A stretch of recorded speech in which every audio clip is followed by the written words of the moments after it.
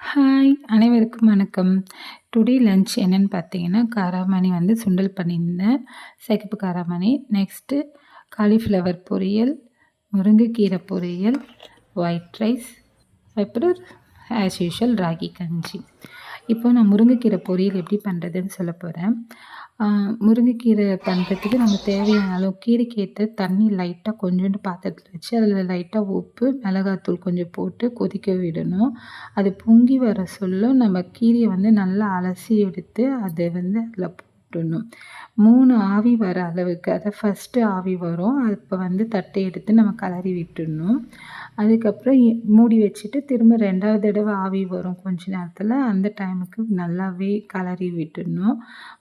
3rd time வந்து நம்ம தட்டு திறக்க சொல்ல நல்லா கிளறிட்டு, நம்ம வந்து இதுக்கு வேர்க்கடலையும் பூண்டும் போட்டோம்னா டேஸ்ட்டாக இருக்கும். ஆனால் நான் இன்னைக்கு வந்து அ கீ தேங்காவும் பூண்டும் போட்டு நல்லா கிளறி பண்ணியிருந்தேன்.